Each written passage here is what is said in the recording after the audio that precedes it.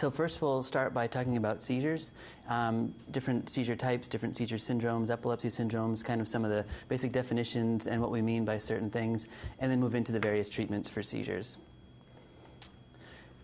So just real quick, epilepsy is the most common neurological disorder worldwide in children, affecting about 1 to 2% of children worldwide. And what epilepsy is kind of simply defined as 2 or more unprovoked seizures. But recently the definition's been modified where 1 unprovoked seizure plus an abnormal EEG is enough to consider epilepsy. And what a seizure is, basically, the definition is a manifestation of abnormal and excessive synchronized discharge of neurons, which is basically just a bunch of brain cells at once kind of firing off electrically, giving an abnormal result. And seizures, they're sudden, they're transient, and the symptoms depend on what part of the brain is involved in the seizure.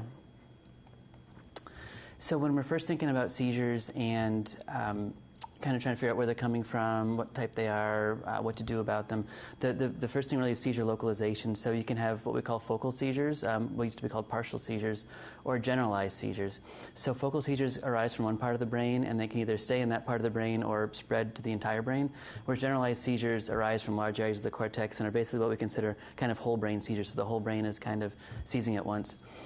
Some of the older terms for focal or partial seizures, simple partial seizures are when a seizure occurs but there's no alteration in the level of consciousness, whereas a complex partial seizure or a complex focal seizure is when consciousness is impaired or completely lost in some people.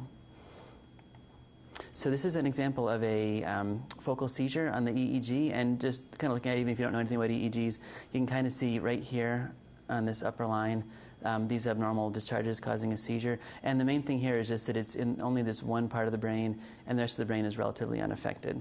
Whereas in a generalized seizure, as you can see here, the entire brain is involved at once. The discharges are of higher amplitude in the front of the brain, but it's really the entire brain seizing at once.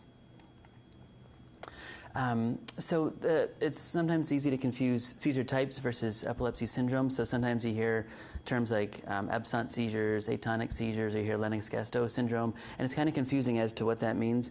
But really what it is that seizure type is a specific type of seizure, and I'll go through each of them individually. Whereas epilepsy syndrome is, syndromes are a constellation of seizure types, EEG findings, and cognitive features. So an epilepsy syndrome takes into account only the seizure type, but also other features such as EEG and cognitive functioning. So for seizure types, again, there's focal and generalized. So there's some types of seizures that are more associated with benign epilepsies. So epilepsies that aren't really typically going to cause a lot of developmental problems, cognitive delays, that we see in more kind of neurotypical or normally developing type kids. Whereas other seizure types really only seen in kids with epileptic encephalopathies. So these kids typically have lots of delays, lots of cognitive issues, lots of learning problems. So the ones that are associated with the benign epilepsies are various kinds of focal seizures, so seizures coming from just one part of the brain. Generalized tonic-clonic seizures, which are otherwise known as grand mal seizures in some cases. Typical absence, there's typical and atypical, and I'll go over the difference. And then also myoclonic seizures, whereas seizures associated with epileptic encephalopathies that really we don't see in kids who are developing typically would include atonic, tonic, atypical absence, or spasms. And I'll go through each of those to kind of talk about what they are. So for focal seizures, again, seizures that just come from one part of the brain, they can spread quickly to the rest of the brain, and that's called secondarily generalized. So they begin focal, but then spread and become generalized.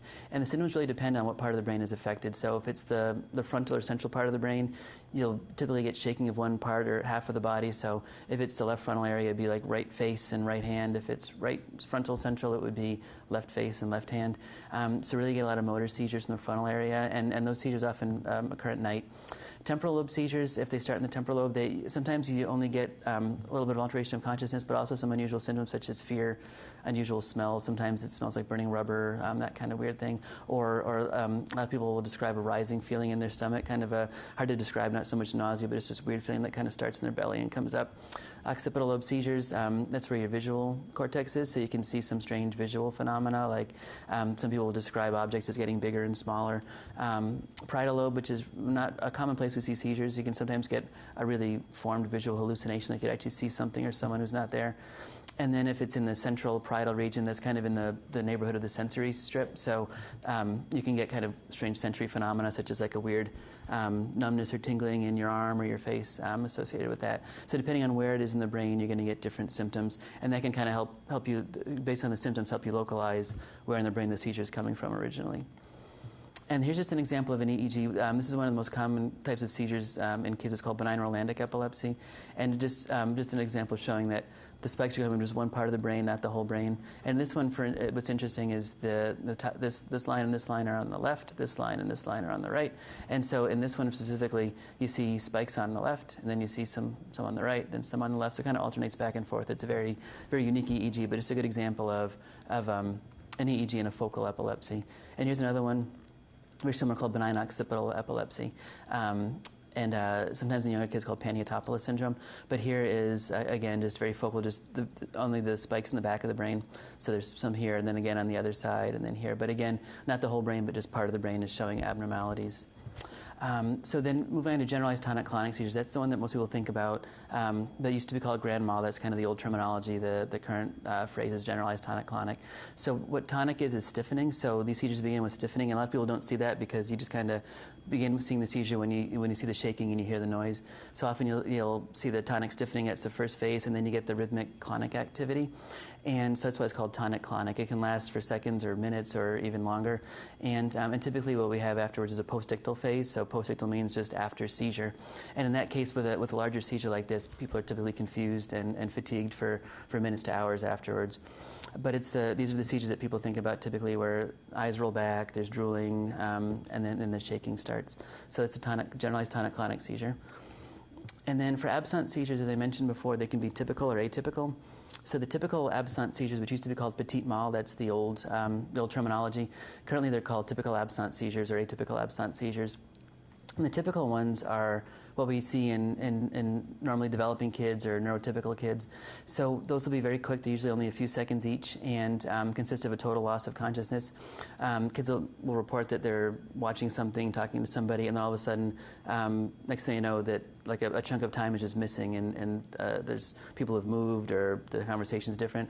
And if you watch, you just see a complete loss of awareness. And then when it ends a few seconds later, they just kind of resume where they picked up. If they're in the middle of a sentence, they'll just start the sentence right where they left off after that few second pause. And that's kind of a classic typical absent seizure. For atypical absent seizures, these are the ones that we see in kids that have more developmental issues, more cognitive delays, just kind of more neurological dysfunction in general. And these events are longer. They can be several seconds to minutes. And kids often aren't fully unconscious. There's some preservation of consciousness, so they're not quite themselves, or they don't respond quite as well, but they can kind of look at you, they can maybe reach for something if they want, but they're just not quite themselves. And so that's an atypical absent seizure. And there's a little bit difference on the EEG too, but whether it's typical or atypical is really helpful in kind of figuring out what kind of seizure syndrome or type of epilepsy is going on. And here's an example of an absent. This is a typical absent seizure, so there's kind of 3 of these spikes per second, and that's the hallmark. And that's what they look like. It's just the full brain kind of seizing at once for several seconds, and then when it stops, it goes right back to the normal EEG. So myoclonic seizures are, myoclonus is a very quick contraction of muscle groups, and they can come in clusters. So when we sleep and we, sometimes we have that dream where we're falling and then we jerk and wake up, that's a myoclonic jerk. And that's actually very normal in sleep. But some kids will have those kind of jerks when they're wide awake, coming in clusters, and those are myoclonic seizures. Again, these can be seen in very normally developing kids. There's a syndrome called juvenile myoclonic epilepsy where around beginning of puberty, 13, 14, 15, kids will start to have these myoclonic jerks, usually in the morning, and then they'll develop the larger tonic-clonic seizures and sometimes absent. So again, these 3 or 4 seizure types that we just talked about are typical of epilepsy types or epilepsy syndromes that we see in pretty normally developing children. And occasionally with these seizures, they can be provoked by a startle, a loud noise, a flashing light. So sometimes this is one of the few types of seizures that can actually be provoked by something. And then here's just an example of a little bit different when people have the juvenile myoclonic or there's myoclonic seizures involved, we usually see a little bit faster spike in wave. So the absence that we showed was a classic 3 Hz spike in wave. Here you can see there's maybe 4 or 5 of these abnormal waves within 1 second. These dark green lines are a second. So again, anything 3 Hz or higher, so 3 bumps or more per second, electrically kind of puts you into a more benign seizure type. And you can see on the other sides of the burst, there's very normal EEG background on the other sides. Now getting into the seizure types that are more commonly seen in kids with epileptic encephalopathies or developmental issues. Atonic seizures are what are commonly known as drop seizures. So what atonic literally means is no tone, atonic. And so what kids will do is they'll just abruptly lose tone. So it's often just a head drop, so their head will just kind of drop forward, and then they'll be stunned for a second or two. But sometimes with kids, they can actually have a full body drop. So it's not just the head, but their whole body can drop and they can just go to the floor. And they're very quick seizures. They last a second or two. But because they are so quick and you can have such impressive drops, if they're frequent enough and they're hard to control, then some of these children have to wear helmets until the seizures are better controlled. And like some of the other ones, they can also occur in clusters. And here's an example of an atonic seizure. And what's interesting is this real dark stuff here is muscle artifact. So this just shows that the child during the EEG is moving around, is contracting their face muscles. But then the EEG happens right here. I mean, the seizure happens right here with this kind of big slow wave. And then what you see is, so that's the seizure right there. It's very quick. It's about a second. And there's about a second or second and a half where that muscle contraction is not there. So there's just some kind of, they're basically kind of stunned and out of it for a second.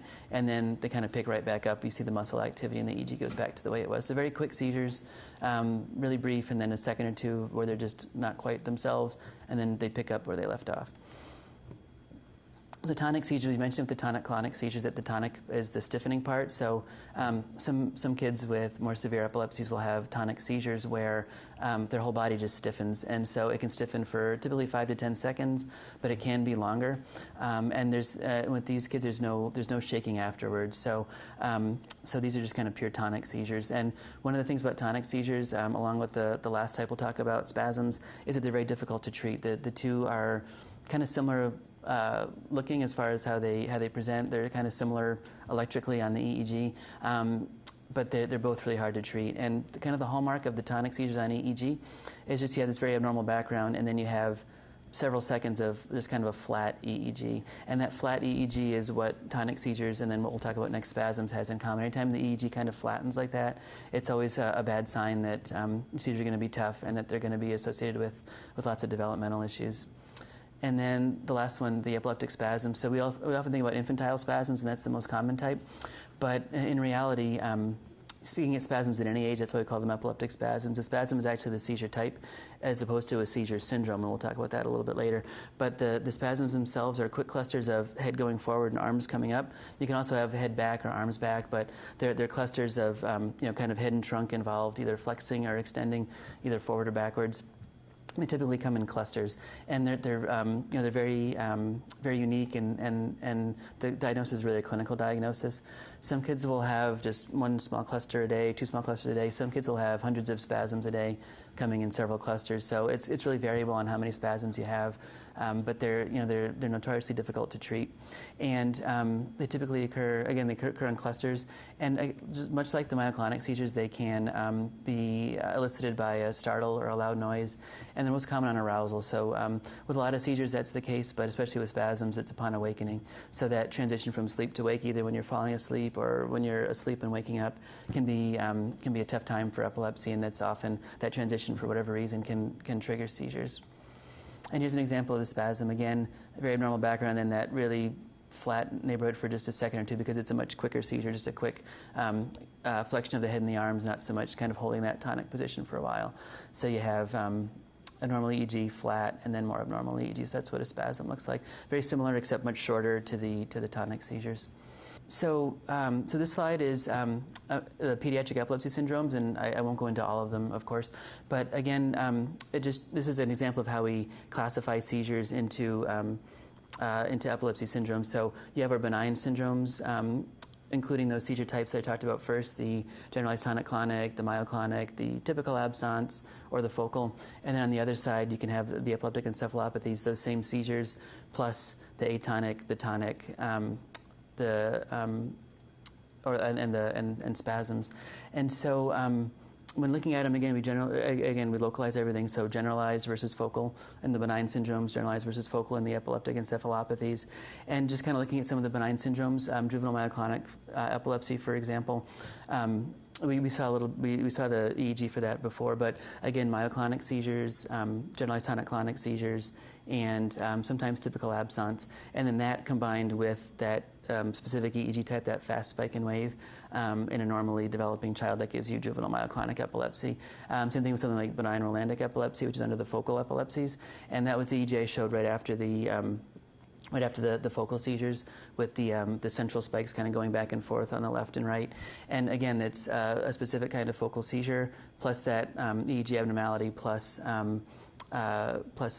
pretty normal development. And with the benign syndromes, you can have some mild learning issues, you can have some ADD, you can have some anxiety, some sleep issues, but nothing super significant. Whereas the epileptic encephalopathies, you have fairly severe, at least moderate to severe developmental delays and cognitive delays. And so, for example, like if you look at West syndrome under epileptic encephalopathies, that's kind of what we think about classically with infantile spasms. It's you get the spasms at the certain age with a specific EEG type and developmental delays. So when you put all that together, with the seizure type, the EEG finding, and the cognitive piece, you get West syndrome. So it's really the way we kind of take localization, seizure type, EEG findings, and put it all together to get a specific epilepsy syndrome. And it's really helpful to not only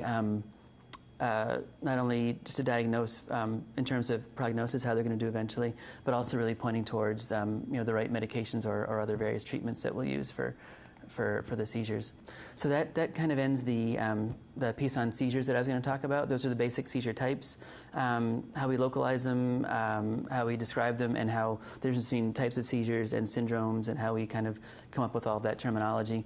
So moving on to seizure treatments. Once we have figured out what the seizure type is, if there's a syndrome, then the question is treatment. And why treatment is important for seizures. The main thing is safety concerns. If you have a seizure while you're swimming, while you're climbing a jungle gym, while you're eating, there's a risk of choking, drowning, falling, and hurting yourself. So safety is a huge reason. For teenagers, driving, of course, is a big thing. So safety is number one, but then also seizures can affect learning and development. And the more seizures you have, the less well controlled they are, the more risk you are of having learning problems, developmental issues, that type of thing. And the other thing is the psychosocial aspect, especially as kids get older. There's a certain stereotype associated with seizures, and it's really hard for kids to have seizures in school in front of their friends. So again, it's really important to try to control that, just for self-esteem, for confidence, for those types of things. So when do we treat? The question is always when do you start medicine? And the thought is, typically after a first seizure, the big studies that were done showed that there was a recurrence risk of 27 to 44% in normally developing kids who didn't have any significant EEG abnormalities. So if that's the case, if it's a normally developing kid, you get an EEG, it's normal, that's one seizure, we typically don't treat because the odds of not having a seizure are higher than actually having another seizure. When there's a second seizure, the odds increase to 61 to 71%. So now you're talking about a 2/3 of a chance of recurrence. So typically after a second seizure, that's when we usually begin treatment.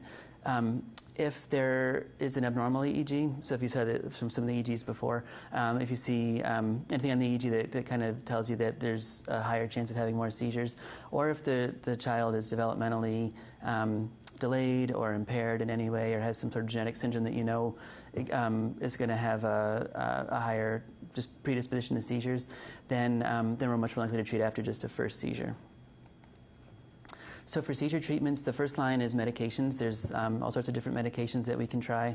And the recent diagnosis for refractory epilepsy from a couple years ago that came out is that seizures are considered refractory if they do not respond to 2 or more medications. So once you try 2 medicines that fail for whatever reason, then at that point there's plenty more medicines, but you can also think of other options, which include dietary therapy and surgical options. So for generalized seizures, there's what we call broad spectrum medications, so we'll talk about the difference between the two. There's dietary therapy, and the two that we use, and two of the most commonly used diets are ketogenic diet and also the low glycemic index treatment, or LGIT. And there's also surgical options, which you don't use too much for generalized epilepsy, but the vagal nerve stimulator is one option, and corpus callosotomy is another option. So these are the medications that are most commonly used. And as you can see on the left, the broad spectrum medications, and on the right, the medicines that treat focal seizures or generalized tonic-clonic seizures. So the broad spectrum medicines will also treat tonic seizures, atonic seizures, absent seizures, those kind of mixed generalized seizures, whereas the ones on the right will only treat focal seizures or generalized tonic-clonic seizures. So if you have somebody who has anything beyond just focal and then secondary generalized, the medicines on the right can actually worsen seizures in some cases. So that's why you have to kind of keep in mind broad spectrum versus non-broad spectrum anti-epileptic medications, and pick a medicine that's going to be effective for each child. So I'll start with the broad spectrum medications and kind of go through them one by one, just to kind of go over some of the highlights and why we use them, what to watch for, that kind of thing. So Valproic acid, the common brand name is Depakote, was released in the U.S. in 1978. And one thing to watch out for Depakote, it's an older medicine, and the older medicines can affect the liver in some ways more than the newer medicines. So what Depakote can do, or Valproic acid can do, is kind of slow down the liver enzymes, which then, because they're not working as well, increases the levels of other medicines. So when you add Valproic acid to other medications, you can actually get higher levels of those other medications. So it's something to kind of watch for when there's medications working together. And of the broad spectrum medications, probably because it's one of the older ones, or the oldest one, is it tends to have more side effects than some of the other medications. Some kids do great on it and have no side effects, but in general, there's more risk of fatigue and sedation. So it's one of the more sedating seizure medicines we have. One of the common risk factors is weight gain, which is tough in the teenage population. So kids can gain anywhere from 5 pounds to 30, 40 pounds on this medication. It increases appetite and it slows metabolism. You can see some tremor or imbalance with Depakote. So with some of the kids with developmental delays, neurogenetic syndromes who already have some element of tremor or imbalance, it can be tough on them. And for girls who are of puberty age or older, they can get irregular menstrual cycles and get really some difficult kind of menstrual side effects. They can also, in some extreme cases, get PCOS, polycystic ovarian syndrome, which is a kind of a tricky hormonal syndrome that they can get. So it's usually avoided in teenage girls if at all possible. It's also used as a mood stabilizer for depression or bipolar, so it's not only used for seizures. And if you have somebody who has significant depression or mood disorder who develops seizures, that can be kind of a 2-for-1 type of medicine. And it requires a fair amount of blood monitoring, so CBC, liver tests, and levels pretty frequently. We check them every couple months to start, and then kind of spread out as they've run out for longer. If there's any kind of sedation, nausea, vomiting, you check for ammonia levels. Rarely it can affect the pancreas, so you check amylase or lipase. And one thing that most people don't think about, but can happen, is that Depakote can really affect your carnitine levels. So so you can either just supplement with carnitine, or you can just check a level and see how it looks. But if the carnitine level gets low, kids can get tired, run out of energy. So it's important to kind of keep an eye on that, either supplement or check a level and make sure those look okay. So the next one that came out, there were no other medications that came out from 78 up until 93 when Felbamate came out, brand name Felbital. And this was the first broad spectrum after Depakote, so it was very promising, but there were about 20 deaths in the first year from liver or bone marrow failure. These were all in adults, so there hasn't been a fatality in children that has been reported yet, and all in the first year after release. So once that happened, people kind of backed away from this medication, but it's actually being used a lot more again now in kids. And because it is an effective medicine, it doesn't have a lot of side effects. You can get some GI upset or anorexia, insomnia, sometimes dizziness. But when other medicines fail, it can actually be a very helpful medicine for kids with tougher kind of refractory seizure disorders with, the atonic, the tonic type seizures. The downside is you have to check blood weekly for at least a month, and then you kind of slowly increase to every 3 months. But there's a lot of blood draws just to kind of keep an eye out for the liver and for the bone marrow. And the next two medicines are very similar. They came out late 80s, early 90s. So Zonisamide, which the brand name is Zonegran, came out in in Japan in '89 and in the US in the '90s. And one of the unique things about Zonisamide is that it has a long half-life, so it can be given once a day in some cases. And it comes in a capsule, which can be opened and sprinkled in food, so it doesn't come in a liquid. You can have almost anything compounded to a liquid, but if kids can't swallow medicines, you can open up the capsule and sprinkle it on food.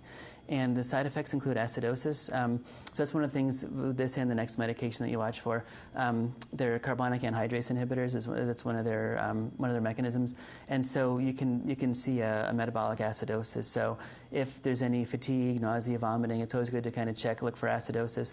The nice thing is that if you find acidosis, you don't have to stop the medicine like with some other side effects.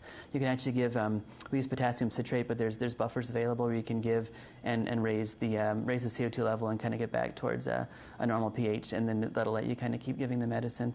Some other potential side effects are decreased appetite, cognitive slowing, and then rarely we'll see headache, imbalance, or dizziness issues. One of the things, because of the acidosis, is you can see kidney stones. It's not common, but rarely if kids get acidotic and it's not corrected, they can end up developing kidney stones. So there's no routine monitoring, but every now and then it's usually good to check a set of electrolytes and liver function tests, and just really look for acidosis and make sure that's not a problem. So Topiramate, brand name Topamax, was released also in the 90s, and very similar to Zonegran. So one of the big kind of interactions you watch for is just with Zonisamide.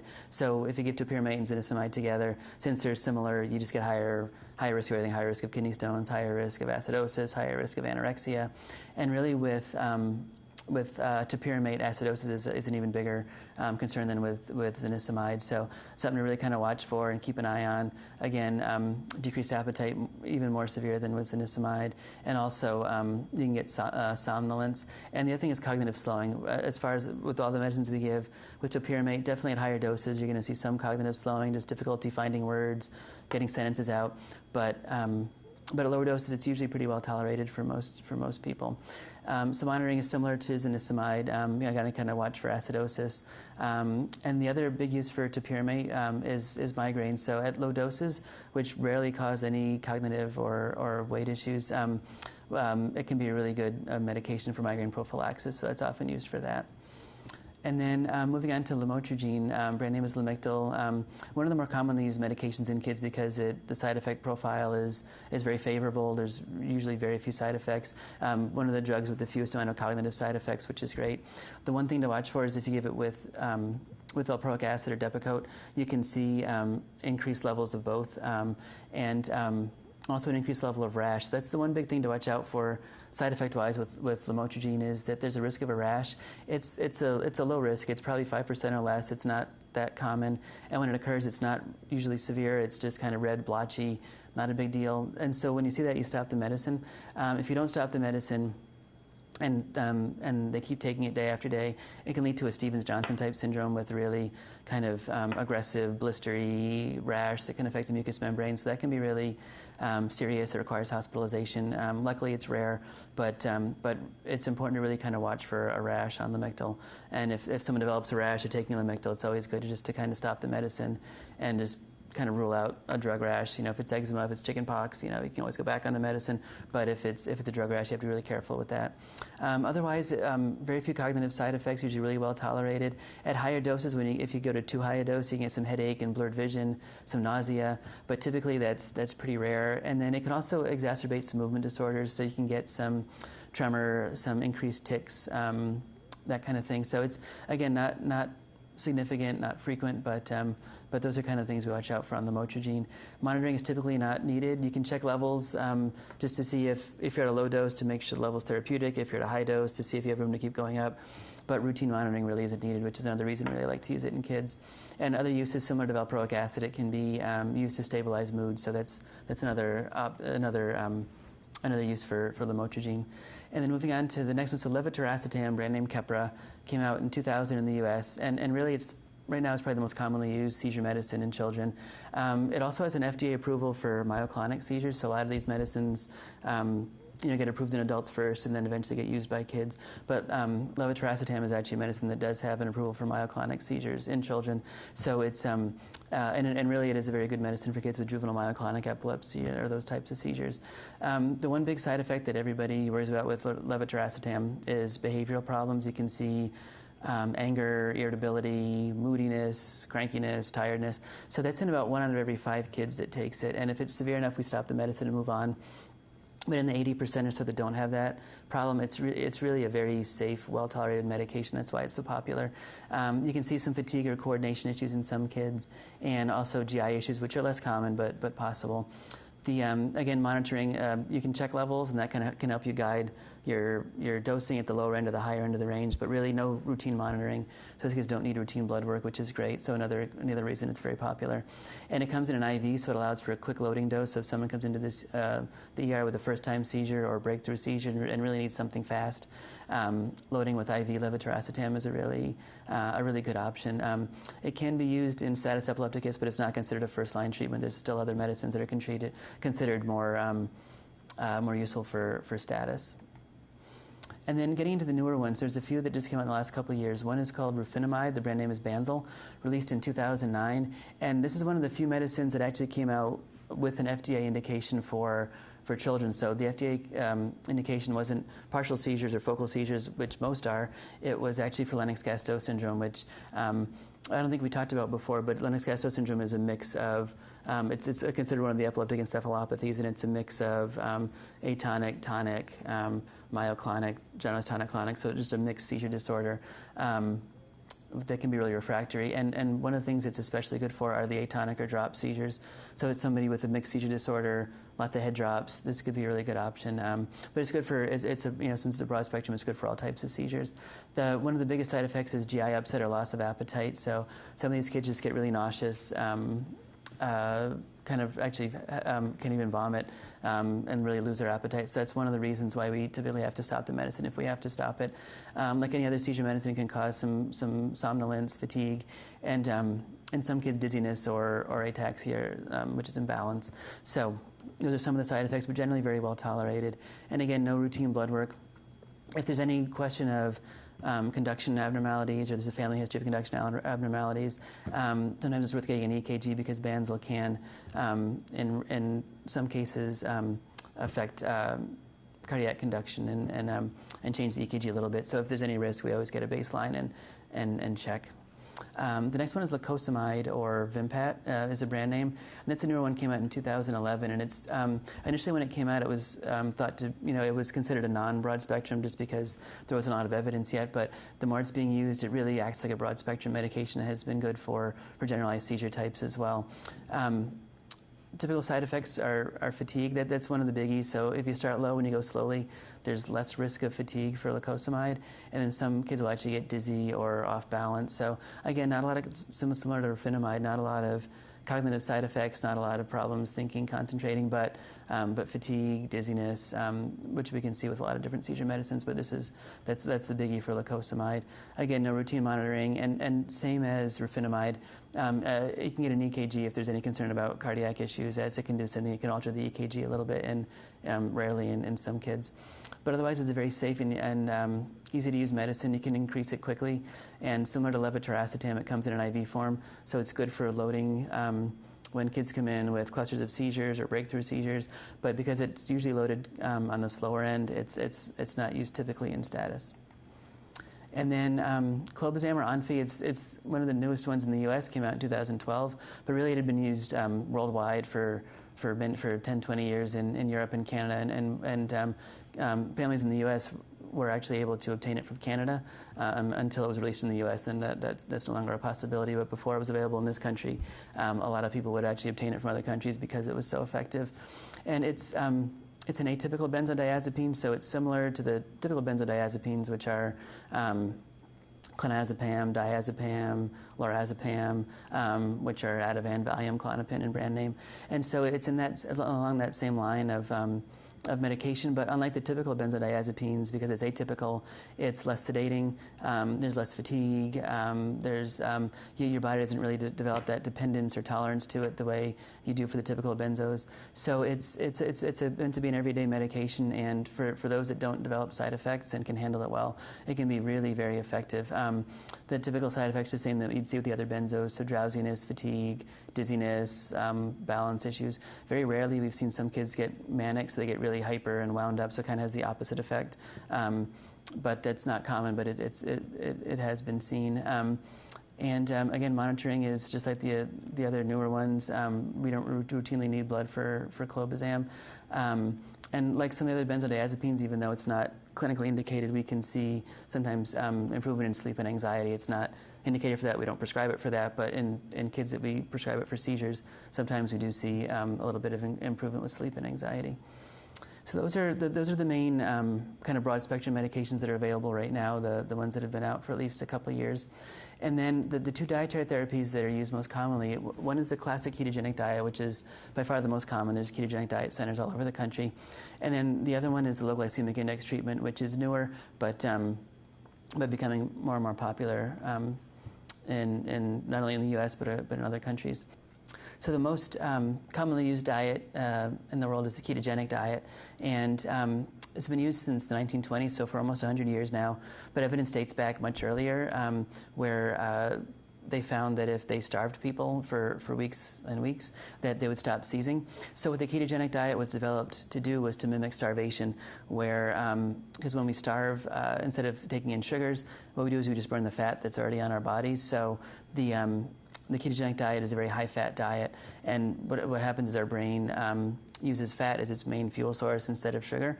And why that helps with seizures, we're not 100% sure. There's lots of theories, but what we know is that that's a very effective treatment. And so it's a very high-fat diet that is about 90% fat and allows for less than 10 grams of carbohydrates per day.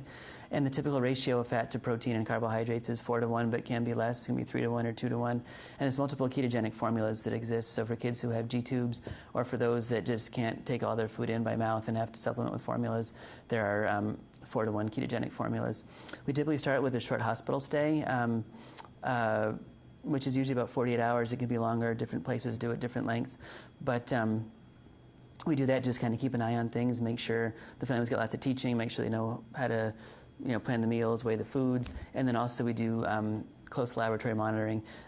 Those days we check electrolytes, blood counts, liver functions, pancreatic functions, carnitine, vitamin D, all these tests just to make sure that everything's on track. One of the main side effects from the ketogenic diet is ketosis or acidosis, which makes sense because you're burning fat and you have all these fatty acids kind of floating around your blood. So ketosis or acidosis can cause fatigue, lethargy, and nausea or vomiting. So again, similar to Topiramate or Zonisamide, that can be buffered with potassium citrate if that's present. And typically we just kind of start kids on that because we expect at least some degree of acidosis. Beyond the ketosis, constipation and GI reflux are common. You have a high-fat diet, so the more fat you're putting in your stomach and your intestines, kind of the slower things move. So we typically see a lot of constipation, reflux, and we try to help that with increased fluids, and certain foods like avocados or coconut oil can be really good at kind of, even though they're high in fat, they're kind of good at helping with constipation, but sometimes reflux and constipation medications are needed. And low glycemic index treatment is it's a milder, kind of easier to use form of the ketogenic diet. So it's based on the glycemic index of foods, and the glycemic index of a food is how much it raises its blood sugar versus kind of pure sugar. And so the thing about the low glycemic index treatment is that, which is similar to the ketogenic diet, is that when you're on the ketogenic diet and taking all fats and burning fat, your blood sugar stays nice and low and stable, and your insulin level stays nice and low and stable.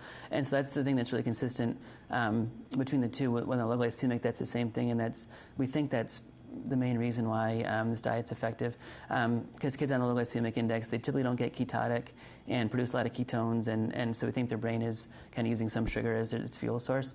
So it's a little more liberal. Instead of less than 10 grams of carbohydrates a day, it's 40 to 60 grams, which makes life a lot easier. The diet's really actually 10% carbohydrates and only 60 to 70% fat instead of 90% fat. So these kids, we typically don't need admission. It can be started in the clinic, and then same thing, we check labs we do check labs at a month, and then every 3 months after that, but also as needed if there's any symptoms of acidosis or other problems. And the compliance is much better. That's pretty much the reason why it was developed in the first place.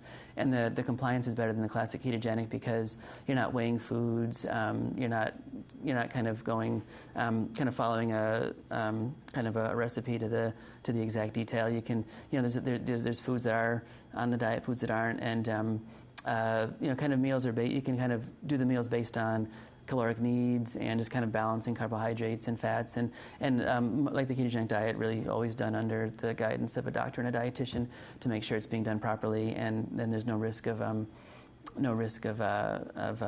kind of doing it too much or too little. You want to make sure you're doing it just right to get the right effect without side effects. So what we typically do is we'll start kids on low glycemic because it's just easier to do. It's easier to start, easier to maintain. It's easier for families. And then if that doesn't work out, then they can be converted to the ketogenic diet. And then once that happens, it's easier to convert a kid to the ketogenic from low glycemic once they're already kind of eating those kind of low-fat foods, including vegetables, fruits, meats, cheeses.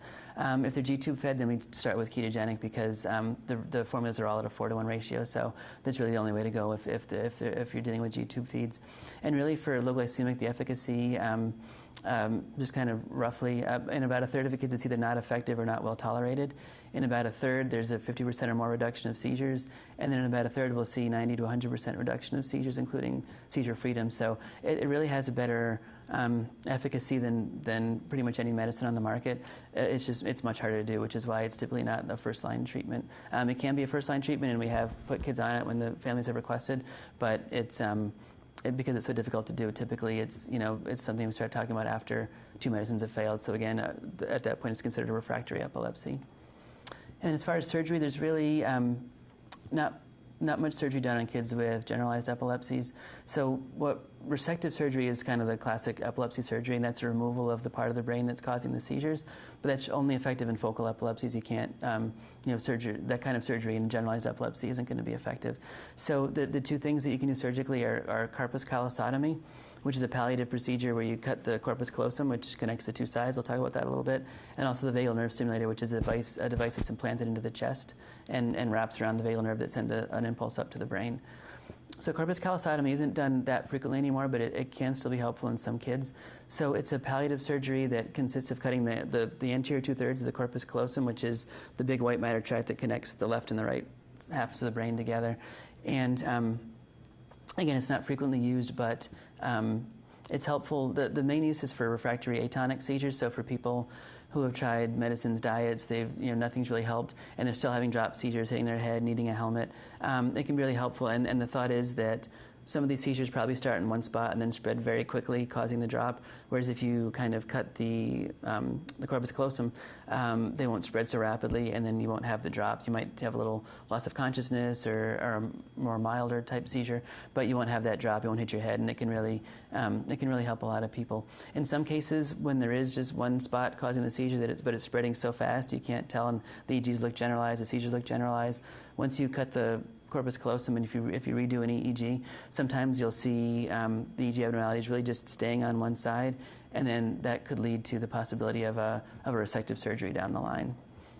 And then the other one is the VNS, the vagal nerve stimulator. It's the generator is implanted just in the soft tissue of the chest wall, and the lead wraps around the left vagus nerve. The right vagus nerve has more fibers going from the brain down to the heart, lungs, belly. The left one, mostly the nerves, the fibers of the nerve are coming up to the brain. So it's tied around it's kind of wrapped around the left nerve, and it's made to send a pulse up that nerve into the brain.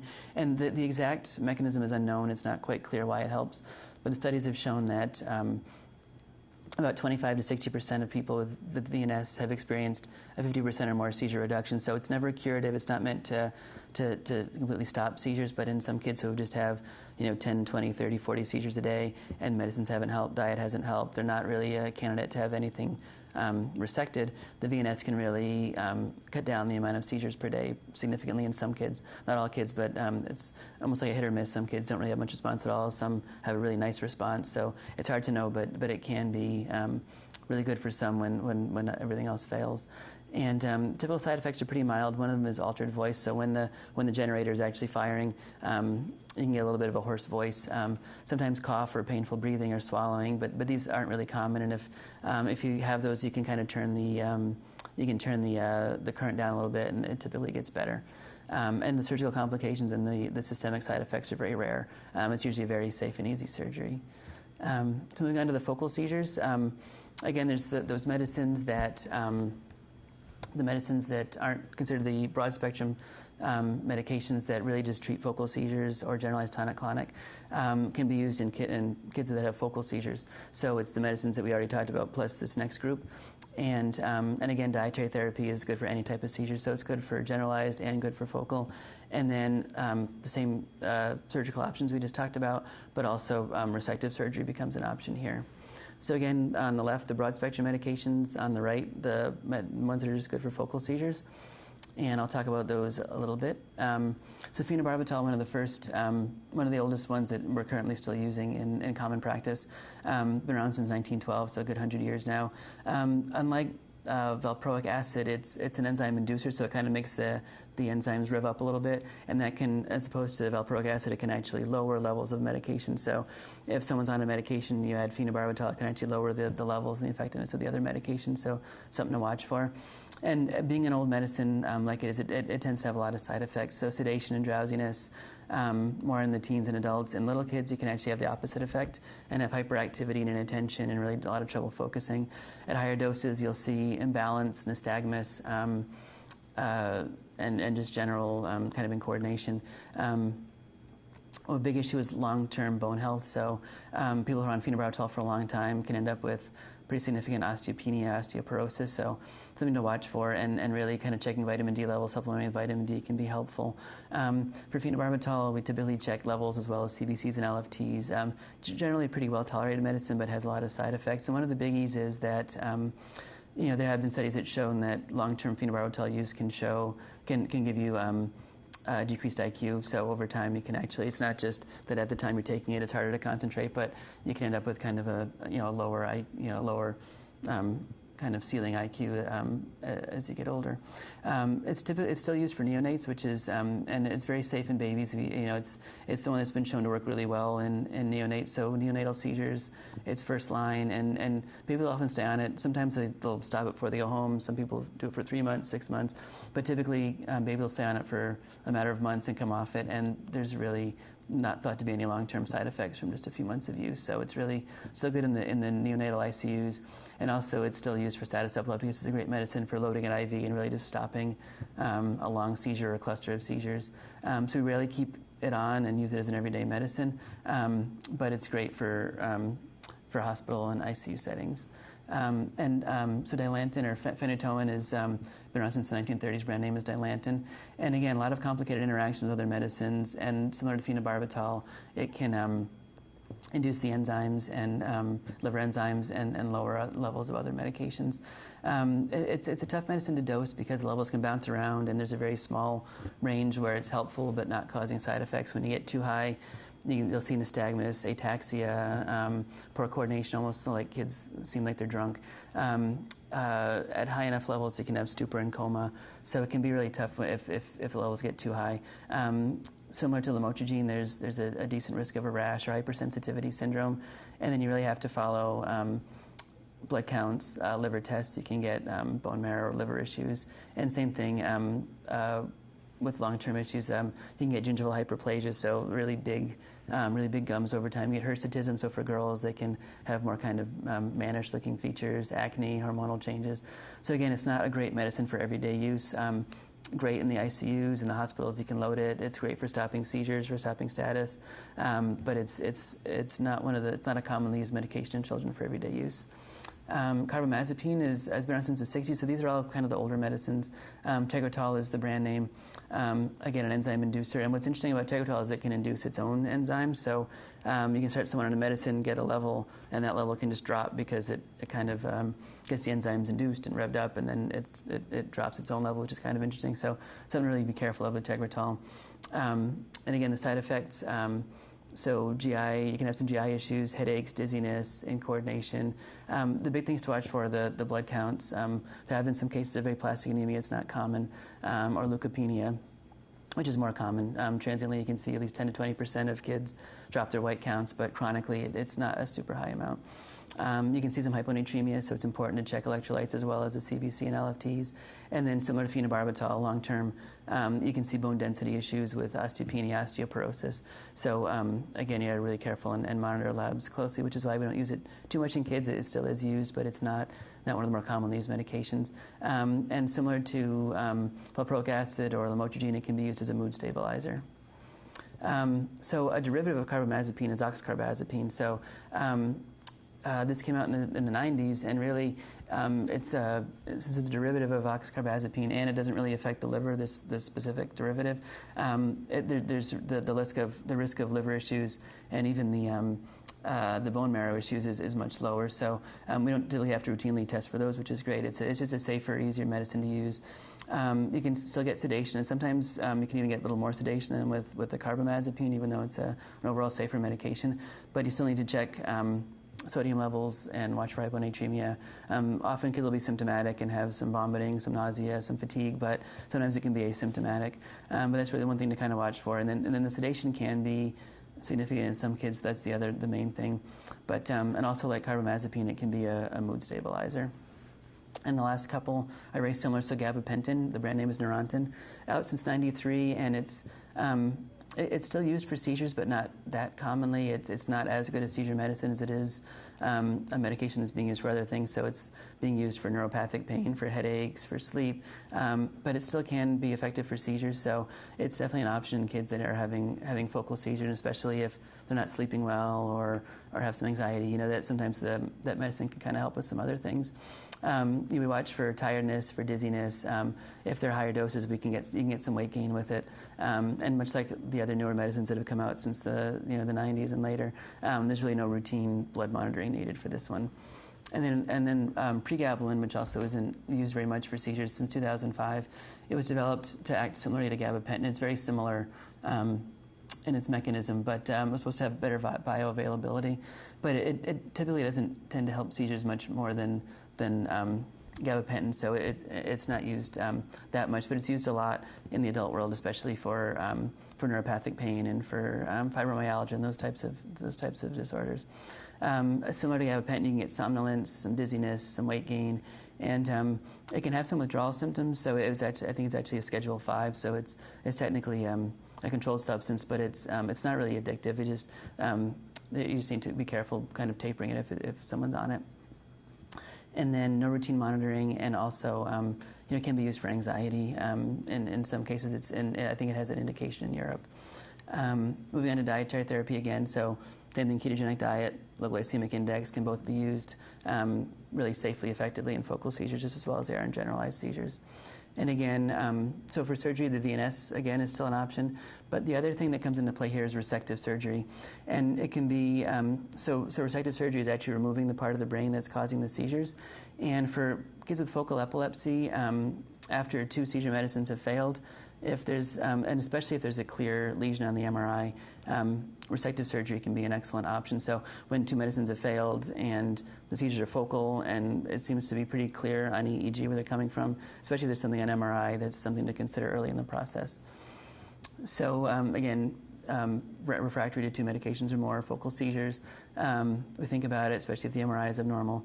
And so we start with an inpatient EEG, so we admit kids to the hospital and we actually do a video EEG and capture the seizures so we can see them electrically and on video and try to get a really good idea of where they start electrically. And in some cases you can, there's a very clear onset and we have a good idea of where they are.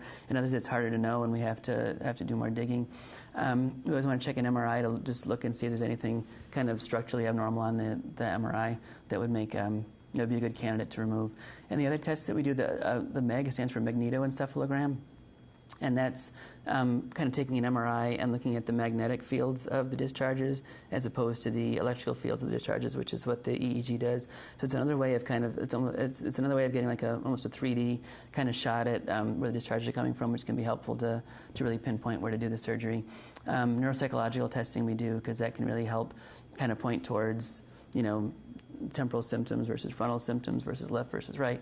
And then the other things that we sometimes do are PET and a SPECT. So the PET is where we stands for positron emission testing, and what that does is we actually inject a kind of a labeled glucose, and parts of the brain that are seizing at rest, they tend not to use as much fluid. They don't work as well, really, so they don't use as much sugar. So when we inject that kind of at rest, not during a seizure, the parts of the brain that aren't working as well tend to be darker on the PET.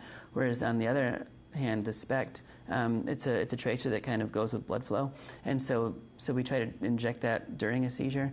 And the thought of that is that when part of the brain is seizing, it's using more blood, and so if you inject if you do the SPECT during that, on the scan itself, the parts that are seizing should light up brighter than the other parts of the brain. And here's just an example of an MRI where these are the hippocampi here. Here's the left, and you can see on the right, it's bright, it's swollen, it's abnormal. So in this situation, it makes surgery a little bit easier to say, okay, there's something going on here. It's swollen, it's bright. This is pretty clearly where something's going on. So when you have an abnormal MRI, it just makes it a little bit easier to kind of pinpoint where you want to consider doing surgery. So once you've kind of decided on the location and decided that surgery is an option, the next question is how safely can it be done? And there's a couple of tests. I won't get into details, but there's a WADA test and an fMRI. An fMRI is a special test where you do tasks during the MRI, and that can help kind of point to where certain functions are. So we want to try to avoid during surgery areas of speech, language, movement. And the WADA test is a more kind of intense test where they actually inject a medicine up into the brain itself and really just kind of numb half the brain. And then once that half the brain is numb, you do memory and language tests, and you can really get a good idea of if you were to cut part of the brain out on one side or the other, how well the other side would still be functioning. So we don't use those that often, but in certain cases, the WADA is still very effective. Typically, surgery isn't done if we think it's going to affect motor, speech, other really kind of important functions. But sometimes if there's some mild risk, then it's always a risk-benefit, the risk of stopping the seizures versus maybe some mild weakness. So that always weighs into the equation on whether to do surgery or not. The younger the child is, the better chance of recovering. So if you get some mild weakness, if it's a 3-year-old, there's a much better chance of getting all that strength back versus a 19-year-old. But there often is some transient weakness or speech issue. But if it's really not, you're really not removing that part of the brain, those things usually come back pretty nicely in kids. And then just the very last thing, some newer treatments. There's a few newer medications that are out, ezogabine, perampanel, and eslicarbazepine, really just released in the last year or so. So we don't have a lot of information on those. They're thought to all be broad spectrum, but kind of the efficacy and the side effects are still kind of being felt out because they're so new. One of the real popular topics now is cannabinoids. There really haven't been any official trials to look at the efficacy of cannabinoids, which is really medical marijuana minus the THC.